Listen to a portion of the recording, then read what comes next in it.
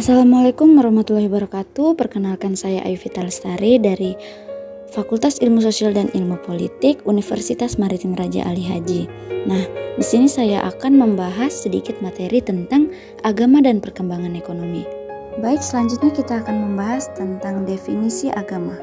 Secara umum, agama itu diartikan sebagai persepsi dan keyakinan manusia terkait dengan eksistensinya, alam semesta dan peran Tuhan terhadap alam semesta dan juga dalam kehidupan manusia, sehingga membawa kepada pola bahwa agama yang menentukan perilaku maupun tujuan bagi kehidupan manusia dengan ritualitas.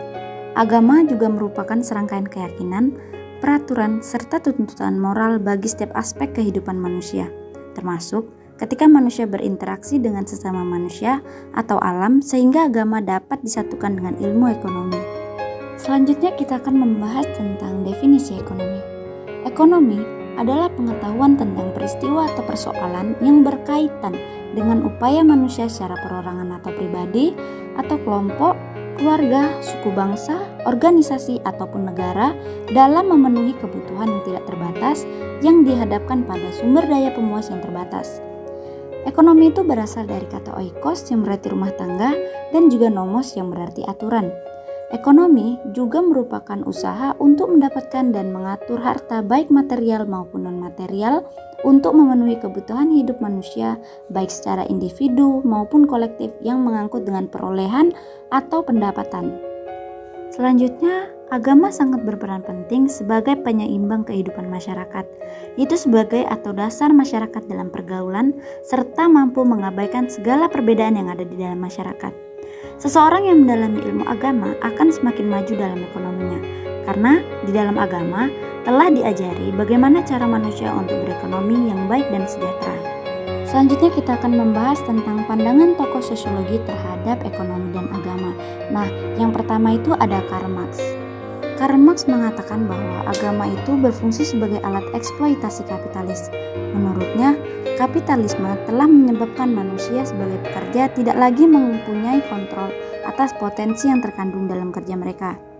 Marx juga menekankan bahwa agama sebenarnya muncul dari kondisi material tertentu, bukan dari wahyu atau gagasan kreatif yang muncul begitu saja.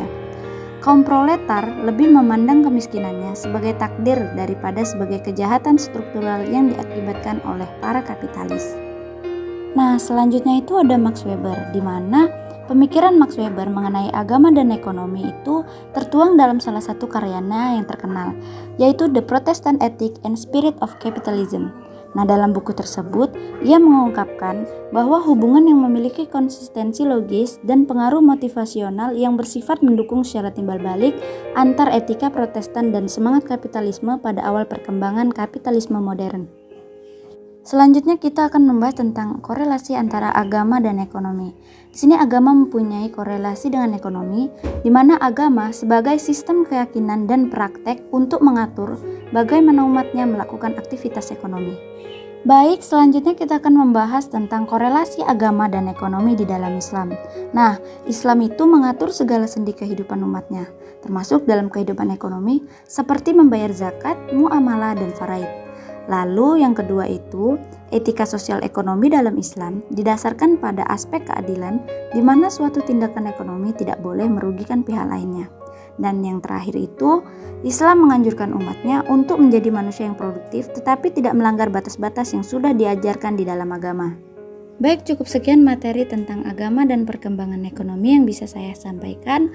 Mohon maaf apabila masih banyak kekurangan. Terima kasih kepada semuanya yang telah menonton. Saya akhiri dengan Assalamualaikum warahmatullahi wabarakatuh.